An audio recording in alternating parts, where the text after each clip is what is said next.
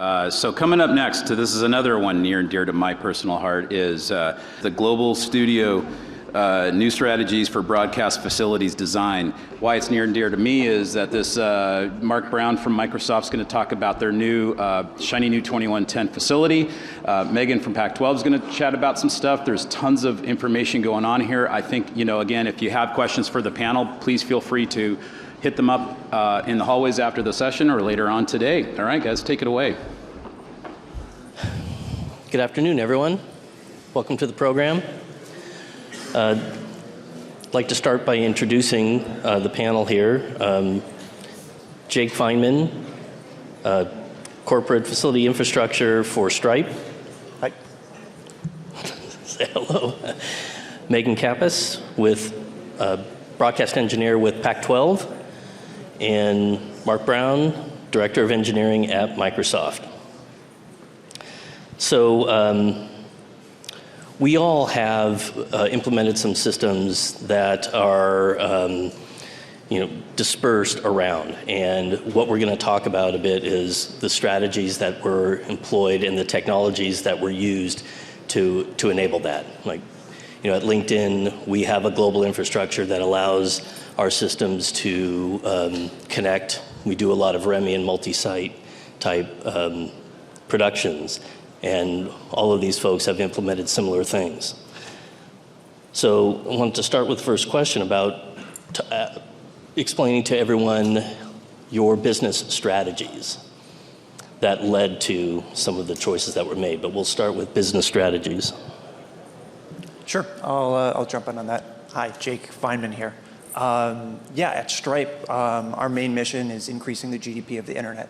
So it's tying in all of what's required in today's digital economy and merging and communicating and getting everything that's necessary for businesses of all sizes to thrive. And for us to be able to do that, we need a sophisticated internal system, conference-wise, video-wise, broadcast engineer-wise, to have and make the content necessary and communicate with our teams all across the globe. And to do that, we couldn't do that without the help of system integrators. We couldn't do that without the help of designing and teams and building what's necessary for what's required for us to communicate. Yeah, great, thank you. Yeah. Megan? Yes, hello. So at Pac-12, our mission is, we are built of 12 schools along the West Coast, and the mission is, it's a platform for the students. We want to give them a place to showcase their skill and give them, a platform that they can be proud of, we can be proud of. When we walk away from a production, we want to feel good about it. We want, the production side, the engineering side, whoever it is, we want everyone to feel that they just put on the best show of their lives every single time. And, that's for the students. And in part, it goes updating equipment when you need to, relying on other people to help out, lending a hand, listening. And, everyone has great ideas, and the whole goal is to really open it up for, the students to have something that they're proud of and to showcase their skill. Nice. Yeah, piggybacking on that, kind of our mission is quality, accessibility, and we're both an online and in-person experience as well. So that starts with camera lens to encoder, right? Making sure that workflow is clean and clear all the way through. And accessibility is a big part of what we're doing, and one of our team members is talking about that later today. But that's, trying to incorporate how we do that in the cloud, and how we do that on-prem is much easier, right? So those are some of the challenges we're looking at, and that's where we're going. So with that, what, from a high level, the technology and the design decisions that you made to enable that and empower that? Well, from a design standpoint, right, we got to have scalability. And part of that's one of the reasons we went IP as well, because of the scalability. And that comes with its challenges as well, but also its advantages. So. Yep. Yeah. So essentially, all of these different IP video infrastructures is necessary in the corporate world, as we've all seen over the past couple of years of what's actually required of an organization to put on the events that is required of the higher stakeholders and leadership, and having that production quality travel just not from broadcast but into this corporate world. So we're leveraging NDI, we're leveraging Dante, we're looking at what's next and constantly developing and redefining our workflows and infrastructure to really build the use cases and the productions that we're really trying to make come to life. And it's a really exciting time because as we all know, like video and IP and converting from back to baseband to hit video walls and to go to different conference rooms, and then we're talking about global here. So it's how do we get that across multiple sites and everything together. So we really have to look at what the latest manufacturers are doing for the technology and how they're innovating their spaces to help make better productions. Oh, awesome. Well, Megan, your facility incorporates different IP technologies. Why don't you speak to your infra? Yeah. So, essentially, for those that don't know, Pac-12 is built of 12 schools, like I said, and our network hits amongst all these 12 schools and over 100 venues. And I'm not going to talk about the architecture because those were other great minds. But, essentially, it was our decision to not change any of the technology within our production models. And we built our 2110 facility, and we wanted to keep the production models on site the same. And so, we have a few, and I can speak to, a truck will pull up and connect to our network, and essentially all of our equipment is on the truck as well as obviously in the facility. And it's important that we find the, correct connectivity of how everything can incorporate together. And it was a learning process. The team is amazing. It turned out to be one of the most fun projects that I've been a part of, which hasn't been many. But we have a full Dante infrastructure as well, and one of our production models does use NDI. So we're dipping our toes in everything that we can. And yeah. Yeah. Well, Marc, you have both a 2110 and NDI infrastructure that you use for different. Maybe speak a bit about that. Yeah, because we have obviously have a large Teams infrastructure, so Right. And it utilizes NDI basically internally on its workflow. So how that integrates with our productions based on our 2110 network as well. So. It's all about bringing all the pieces together, right? Using the tools that are available, and it's like there's so much great change that's happening right now, and so much technology and advancements. It's great to be in this industry right now because there's so much development. And yeah, keeping track of it is challenging. Supporting it's challenging. Getting young people who are interested is extremely challenging. But I think events like this really help out. Well, that brings up kind of the next topic, which is, what are some of the challenges that you experienced and are still perhaps navigating as you're bringing, because your 2110 system is fairly recent coming online, correct? Yeah, we're actually implementing our blue side of the network now and doing some testing. So some of the challenges, you have to have multiple tool sets to figure out where you're losing a signal or if you're losing packets, right? You can't just go to one point of reference. You don't go to your scope anymore. You have to go to multiple devices and figure out where it's losing its information, why it's losing it, how you resolve it. So you have to have the tool set, and you have to have the personnel that understands how to use those tool sets. And that is a big challenge also, yeah. Jake, what are you seeing in your systems? Well, just piggybacking on a little bit, it is so important for all of these events, right? All the trade shows. I've been fortunate enough to travel to a lot of the NABs and ISEs and whatnot, and you have to be able to be open to seeing the new technology that's developing and being able to ask questions and dive in with those manufacturers and integrators to, like I said, make those visions come to life.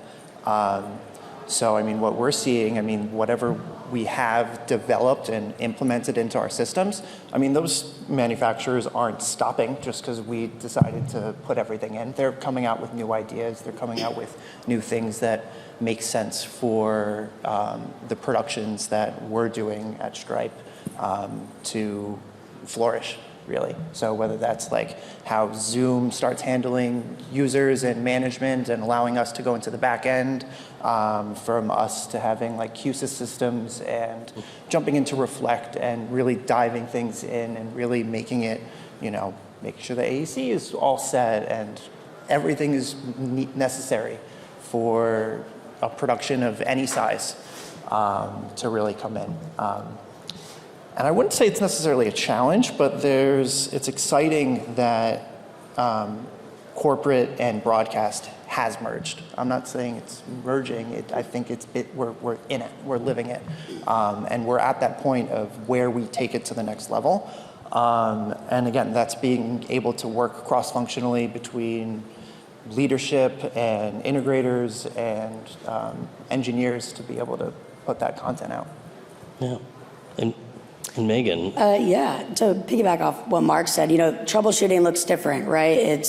It's new to me, it's new to our team, it's new to a lot of people, and it's not just chasing down this cable, it's really developing other skills and monitoring tools. Those are huge. You know, the day starts by pulling up your monitoring tools and saying, okay, what are we looking at today?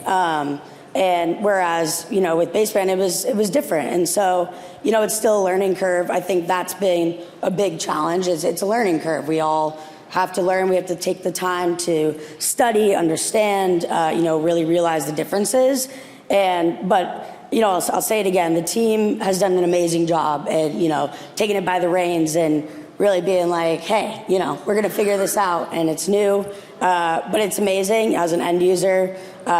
Even though there are challenges and there are problems I certainly haven't seen before, and I'm not afraid to admit that. And if I have to call the vendor and be like, hey, what's going on? You know, I'm going to do that. So, yeah, I just think a really big challenge is that it's different, and you have to be open-minded and to change, and your workflows are going to change. It's going to look different, and you might have to add a few more things in your step. But at the end of the day, we're putting on a live show, and that's the beauty of it. So, yeah, I always thought one of the challenges with IP is there's a Z-axis now, because it's not just crosspoint. It's like now you've got multiple flows within a single cable, and so troubleshooting some of those things becomes a lot more difficult. Again, with some of the challenges, but also just getting to some of the choices, like why go IP? You were a baseband facility before, Microsoft was a baseband facility before, and what kind of drove the thinking towards? Because for some it's like 2110 is just cool, right. But you really want to have a need to go there. So yeah, well, essentially the pandemic kind of kicked it off for us, right? We went from live events in Orlando or, you know, wherever where we had a massive audience to we have to do everything through studios now. Teams became extremely relevant. The inputs into our SDI router got maxed out. We had basically two routers with tie line management, and now it was completely at capacity, right? And to continue to support these shows, which were growing and getting larger, we had to come up with a solution. So that for us, we essentially unless we're buying another SDI router and adding more tie lines, which kind of wasn't something, I didn't think it was the right way to go, because it's all about progression, right? Let's go forward with this new technology, take the chances and challenges, and because part of it's all about learning, and that's what makes this job fun and interesting, you know? It keeps me up in the morning, or gets me up in the morning, keeps me up at night. But so that was part of it for us, is the quantity of inputs. We also physically we were at a max on our floor. We couldn't add more SDI cable. We actually had to lift our computer floor up another 4 inches just to get what we had just to get our legacy system working. So that was part of it. And then there's additional advantages to the 2110 and the fiber as well, just like distance is not the issue it used to be, where you have a large facility and you're going from your core router out to your PCR, your stage, and you got to reclock it because the distance is right at the edge of 3G. If you go to 3G, you could have done it at 1080, but you go to 3G now, you got to go a little further, right? So that's been a big benefit that I hadn't really even thought about when we initially went into this project. So yeah, there's been a lot of advantages. Yeah. Well, Megan, going from the San Francisco facility to San Ramon, that was full 2110. Yeah. But you had talked about some of the Dante infrastructure that's really helped with your comms, I believe. Yeah. So in our old facility, we had a Dante system, but it wasn't as built out as this one. And really, it's so much easier to cross-connect rooms. We have 9 control rooms, and it makes it pretty seamless to say, oh, hey, I want to take a Dante listen from one room to another, and put an aux in the Dante listen, and pull it into the board, out of the CalRec.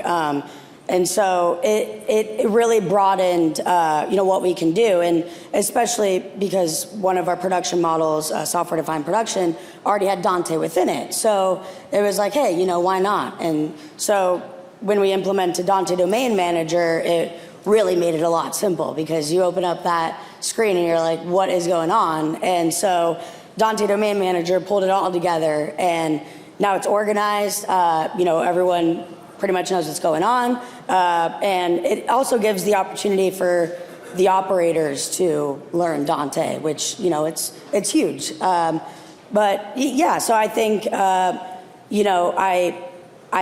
think it really broadened how we can connect one room to another in a more simple way.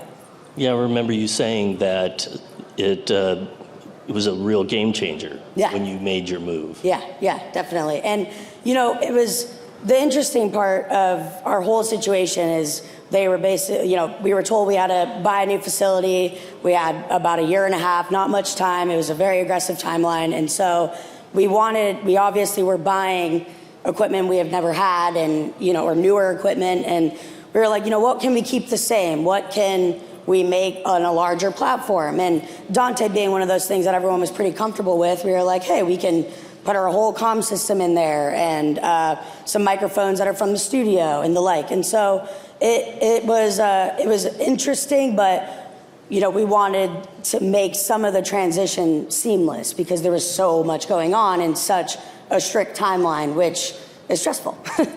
Yeah. So Jake, with some of the tech that you've implemented, you're pulling feeds in from other offices and so forth. So how has that improved some of the workflows today from previous it's so necessary. We need to be able to pull video and production feeds from our all-hands spaces wherever they are in the world, and be able to route those into our production ecosystem wherever we want to run it. So being able to have, I wouldn't want to say cloud-managed software tool sets to be able to make and manage these routes between sites is completely, it's so advantageous, and it makes things so much easier than what was done in the past. One of the main tools, I mentioned NDI, that we use a lot, and one of my favorite manufacturers, BirdDog, who I used to be a part of, being able to facilitate and use their cameras and converters to be able to get that baseband and video signal into our network and then out to different facilities. So being able to have a cloud-managed routing like BirdDog Cloud or SRT Gateway or Aja Bridges or whatever's necessary to send feeds to site, it's so necessary for our team. It helps us be able to pull, that high-quality video feed from, someone in New York to San Francisco or Chicago, or, we're actually, pulling in someone from the Dublin office over across the pond, right? We need to be able to not only grab that feed, but we need to be able to remotely manage that camera. So having the right tools and having that vision to be able to grab what is necessary to make the production better, because I think that's what we all want to do, right? Whether we're an end user or an integrator or a manufacturer, is that we want the best quality end product for the end user, right? We want everyone to be happy throughout the entire life cycle of an integration. And to do that, we really need to be cross-functional throughout the entire board, right? So like Megan was saying, being able to jump to the vendor and say, hey, what's up with this, you know? Yep. I know we've had a few chats. Oh, yeah, we have. In the past. In the past. And now. And now. And it's great. And hopefully more. And hopefully more. No, of course, because it's like, it's really great to be able to be here and to network with everyone, because we all have different ideas of doing things, and that whole world of AV, IT, and corporate and broadcast, it's all one now, and we all need to be able to talk the same language, so that way everyone kind of knows what's going on. Yeah. I think about our early implementations of IP, and tooling was not that great. And you started talking a bit about tooling, and but there's also noticing or seeing skills gaps between traditional broadcast engineers and making that transition into the IP space. How has that worked with your team? I know a lot of your team, and they're making the transition, which is awesome. But how is tooling helping that? Well, I mean, we all have to learn the tools, right? And luckily, I work with a bunch of very sharp individuals to help me make sure the facility is running as best as it can. So, yeah, I mean, it's part of, like these guys have mentioned, working with vendors to help when you get their tool, to help guide you on its procedures, and the experts that are in that realm, or system integrators that helped you build the facility, and they have experts within their team that you can lean on. Mm-hmm. And that's been very helpful for us as well. You know, there's been just everybody involved in this whole project has been really good and extremely knowledgeable. And it just continues, like today, making connections about things we're thinking about in the cloud for some production workflows, and just make two people run into each other that hadn't met yet, but now we're set up and we're having a conversation on how we can utilize their tools, how they've had any experiences outside of our production, for other places that are using the same thing. We're trying to figure it out. It was great that you brought up the SIs, because we had all talked about how would we talk about our SIs in this. I'll share that when I first saw some of the early IP routing platforms and routing controllers, they would say, hey, look at this, it's great, it works. And I'd said, well, show me what it does when it breaks. I want to know what it looks like when it fails. Maybe Megan, do you have kind of a similar experience with, having to get them to? Yeah, definitely. So, like I said before, our timeline was aggressive, and we formulated a relationship with ASG very quickly, and we relied on one another. A lot of work, obviously, standing up, implementing, commissioning a system in literally a few months while learning it. And yeah, like, it's a great point. It's like, okay, you showed me how to plug it in and turn it on. What happens when it doesn't work and you're not here, and I don't want to call you, every day, which I did for a couple weeks. Of course. But yeah, I think, it's important. You want to know, like, that's the dirt of it. You want to know what could happen with this, how can I fix it, and what does that look like? And, it was a very quick project, but and like I said, we're learning every day, and the relationship that we formed with ASG was huge. We also had implemented a pre-commissioning lab, a proof of concept, if you will, at our old facility. So it got our hands on the equipment a little bit. What will this build look like? How can we make it work with our workflows? And what can we do if this isn't the right option? How do we find something that will work? So yeah, it was from both sides. You want to know how to fix it, and you want to know what you can do if it doesn't work. Yeah, Jake, do you have similar experience? Yeah, I just want to say that, it's so important to be able to QA with your integrator when they're on site. I mean, right now we have an integrator, and we're going through the final batch of their latest, QSys programming that we pushed. So, that's going to be a QA day to really make sure that, hey, all our routes are where they need to be, and making sure the system is working as it should. And it's so necessary to do that. Yeah, you got to know you have to figure out how to break it, and then unbreak it, the system, and be able to find those pain points and be able to say, okay, does this actually require a new revision to move forward with the production that we're trying to do, or is it a stopgap? Are there other blockers in the pipeline that don't allow that to happen? Or can we, move forward and really progress with, some good changes that help out the whole system? I was going to just comment, documentation is key, right? That's, and my team's probably sick of me saying that, but yeah.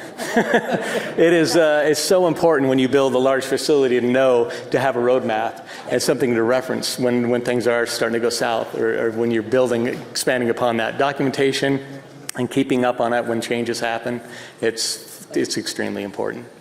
Yeah. And documentation, there's kind of a new way you have to think about documentation, because layer 1 is great, but with all of the configuration files and all of that, IP addresses, all of that, everything has to be tracked, has to be managed.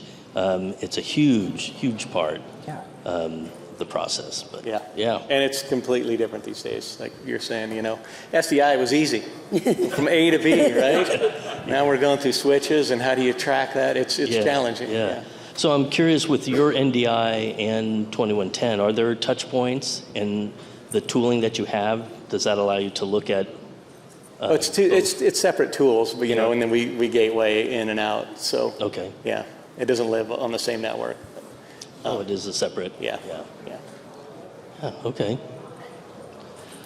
Well, we have 45 seconds, but I think we've kind of cleared it. Unless you talk about Jake's shoes.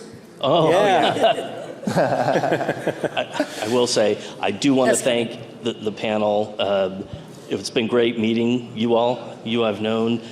Yes, we had a good time back there talking about shoes, loosening up before we came up, having a great time. Got to be show ready, Yeah, we're engineers. We like being behind the camera, not in front of the camera, right? Yeah, that's what we got to take when we get the chance. That's true.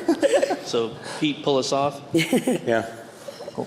Thank you. Thank you.